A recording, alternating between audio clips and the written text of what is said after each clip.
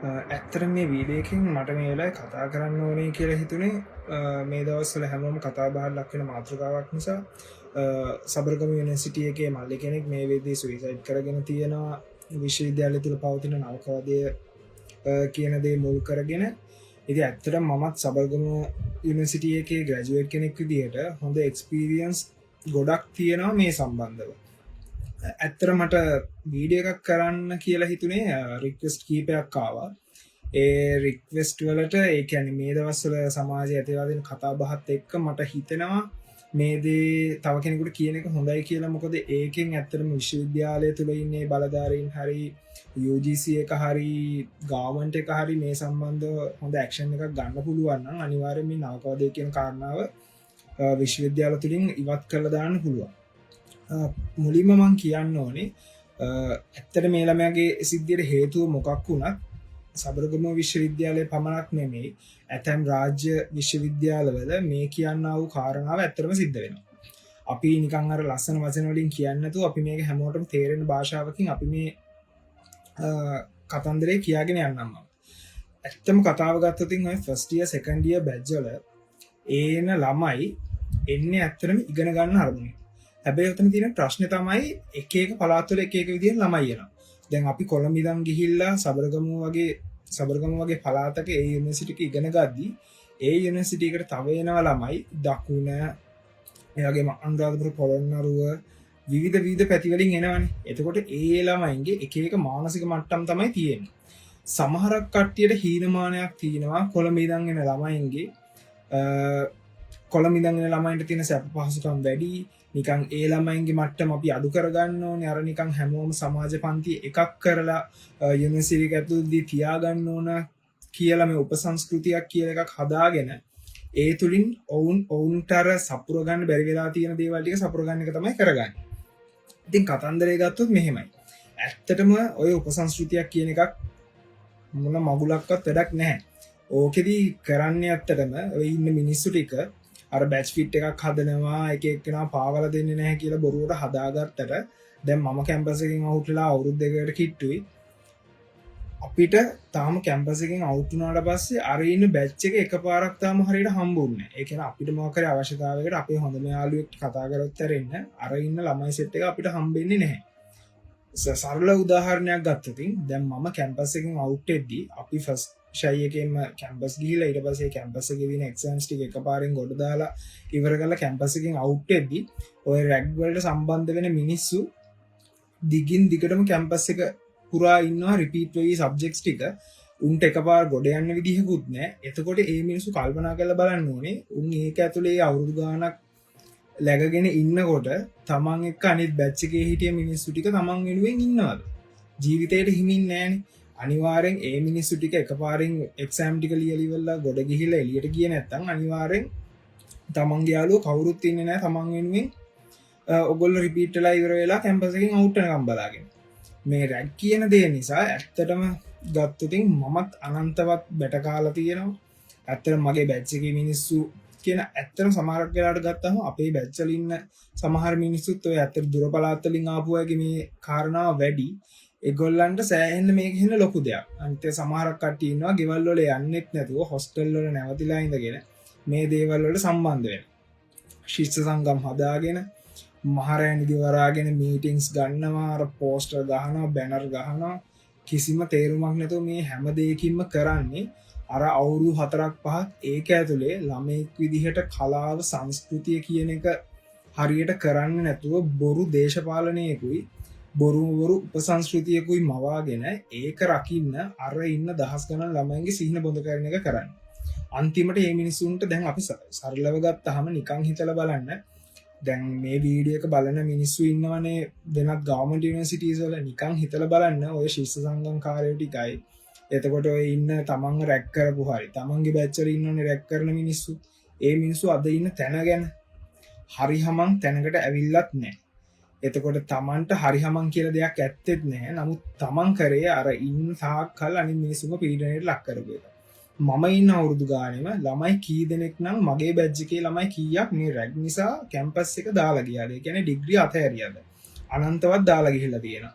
එතකොට සමහරක් වෙලාවට ඔය රැග් එක කියන එක මහරෑ එලි වෙනකං තියෙනවා. ඒ කියන්නේ සීනියර්ස් දෙන හොස්ටල්ස් වලට උන් ඇවිල්ලා එතන කරදර කරනවා, නිදාගන්න නැහැ. සමහරක් වෙලාවට කොල්ලෙක් තමයි මේකේ ලොකුම ප්‍රෙෂර් එක දරාගන්නේ. මොකද සමහරක් වෙලාවට කෙල්ලන්ට නෑ උන් 8 වෙද්දි හොස්ටල්ස් වලට ගිහිල්ලා ඒගොල්ලන්ගේ වැඩ ටික කරගන්න. නමුත් කොල්ලෝ මහ පාන්දර වෙනවා. සමහරක් වෙලාවට අපි උදේ පාන්දර 4ට 4:00ට නැගිටලා ඊට පහුවෙන්දා උදේ වෙනකන් ඊට එදා හවරෑ වෙනකන් ලෙක්චර්ස් ඉඳලා ඊට පස්සේ අර සීනියර්ස්ලා කියන මගුල් විකාර ටික කර කර ඉඳලා අන්තිමට සමහර දවස්වල මූණ කටක් හොදන්න නැතුව ඊට පහුවෙන්ද ආයෙ ලෙක්චර්ස් යන තත්යකට ගිහිල්ලා තියෙනවා. එතකොට ළමයි කරන්ත දාලා වැටෙනවා. සමහරක් කට්ටියට වෙන වෙන ලෙඩ රෝග තියෙනවා. එතකොට මේ මිනිසුන්ට බෙහෙත් බොන්න විදිහක් නැහැ. බෙහෙත් කරගන්න විදිහක් නැහැ. එතකොට ඒගොල්ලෝ ඩිග්‍රිය දාලා යන තත්ත්වයටපත් වෙනවා. දැන් මේ කතාව වෙන ළමයාට මොන වගේ පෞල් පසුබිමක් තියෙනවද? එතකොට ඒ ළමයාට මොන වගේ රෝග තියෙනවද? කොයිතරම් ප්‍රෙෂර් එකක් ඒ ළමයා දරාගෙන ඉන්නවද කියන එක සමාජයේ අපි බලනවට වඩා ලොකු දෙයක් ඒ ළමයාගේ ඇතුළාන්තේ තියෙන්න පුළුවන්. එතකොට ඒ ළමයන්ට සුයිසයිඩ් කරගන්න තරම් හිතෙන්නේ මේ විශ්වවිද්‍යාල පද්ධතිය තුළ පවතින මේ උපසංස්කෘතියක් කියන එකක් පවත්වාගෙන යන තාක්කල් මිනිස්සු ප්‍රෙෂර් වෙන එක විතරයි මේකෙන් වෙන්නේ. කවදාකවත් උපසංස්කෘතිය තුළින් ඒ ළමයින්ට දෙයක් ගන්න බෑ. දැන් කවදාකවත් ප්‍රයිවට් යුනිවර්සිටි එකකට යන මිනිස්සුන්ට මේ උපසංස්කෘතියක් කියලා එකක්, සබ් කල්චර් එකක් කියලා එකක් හදාගෙන මේ වගේ ප්‍රෙෂර් එකක් නැහැනේ. හැබැයි එහෙමයි කියලා ඒ මිනිස්සු කම්පැනිස් වල ගිහිල්ලා හොඳ පොසිෂන්ස් වල නැද්ද? අනිවාර්යෙන් අපිට කලින් මේ මිනිස්සු හොඳ පොසිෂන්ස් වල යනවා. මොකද අපි අවුරුදු 4-5 අරක ඇතුළේ ඉඳලා ගිහිල්ලා අන්තිමට එළියට යන්නේ පල්ලෙහාම තනින් අපි පටන් ගන්නවා. හැබැයි ප්‍රයිවට් යුනිවර්සිටි එකකට ගිහිල්ලා අන්තිමට මේ මිනිස්සු ඉගෙනගෙන ඔක්කොම කරලා හොඳ පොසිෂන් එකකට ගිහිල්ලා අපි අරක ඇතුළේ අවුරුදු 4-5 ඉඳලා එළියට යද්දි. ඉතින් මේ රැක් කියන එක අනිවාර්යෙන්ම මම නම් කියන්නේ තව විශ්වවිද්‍යාල කීපයක්ම තියෙනවා. සබරගමු එකේ උඩින්ම තියෙනවා.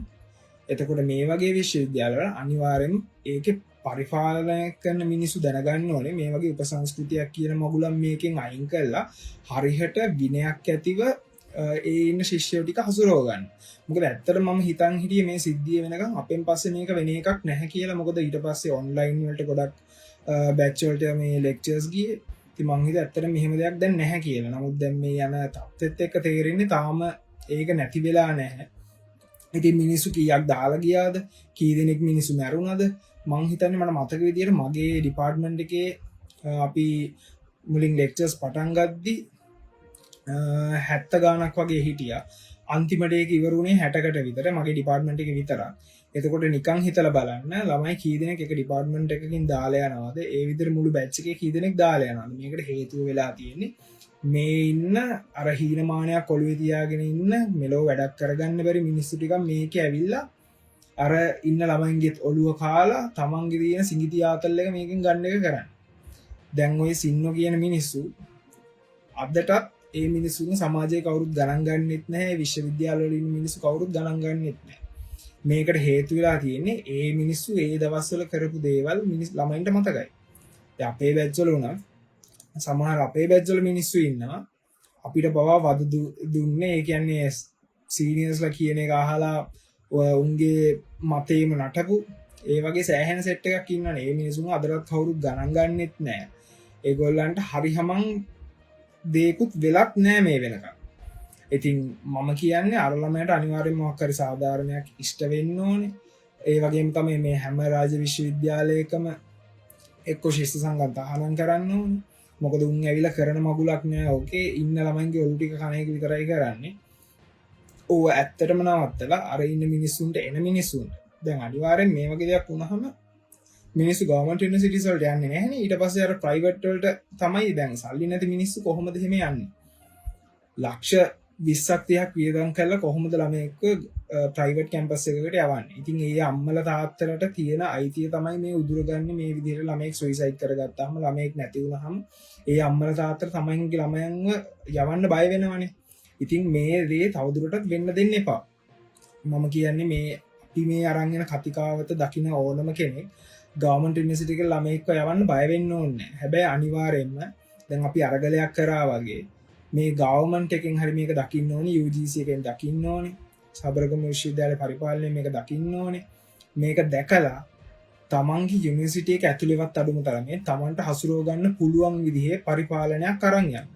එහෙම නැතුව කවදාක්වත් තමන්ගේ දැන් අපි කටක් කරලා කියන්නේ කොහොමද අපි සබරගමු විශ්වවිද්‍යාලයෙන් ග්‍රැජුවේට් උන මිනිස්සු කියලා මේ විදිහට දිගින් දිගට මේ වගේ කතා යද්දි එතකොට කොයි වගේ රෙපියුටේෂන් එකක්ද හැදෙන්නේ යුනිවර්සිටි එකට කොයි වගේ ඉමේජ් එකක්ද අපි ගැන හැදෙන්නේ ඉතින් ඒ නිසා හැම කෙනෙක්ම මතක තියාගන්න ඕන දේ තමයි තමන්ගේ කැම්පස් එකේ හොඳ දේවල් වලට හොඳයි කියලා වගේම මේ වගේ දේවල් දකිද්දි අපි ඇත්තටම ඉස්සරහට වෙලා කතා කරේ නැත්නම් ඒක ඉස්සරහට එන්න ඉන්න කෙනෙකුට ලොකු අවාසියක් වෙනවා ඒ වගේම තමයි අපි කටවහන් ඉන්න එකෙන් ඒක අපිටත් හොඳ නැහැ මොකද අසරණ අම්මා කෙනෙක්ගේ තාත්තා කෙනෙක්ගේ සල්ලි නිකන් ප්‍රයිවට් කැම්පස් එකකට යන එක විතරයි වෙන්නේ ඒ ළමයි අනිවාර්යෙන් ගවර්න්මන්ට් යුනිවර්සිටි එකට ගිහිල්ලා ඉගෙන ගන්න ඕනේ ඉතින් මේ වැරදි කරපු මිනිසුන්ට අනිවාර්යෙන් දඬුවම් දෙන්න ඕනේ මං කියන්නේ තමන්ගේ වයස නම්මනම් අදාළ නැහැ මේ වගේ මිනිසුන්ට දෙන්න පුළුවන් දැඩි දඬුවම් දෙන්න ඕනේ මොකද රැඩ් කියන එක සම්පූර්ණයෙන් විශ්වවිද්‍යාල පද්ධතිය තුලින්ම නැති කරලා දාන්න ඕනේ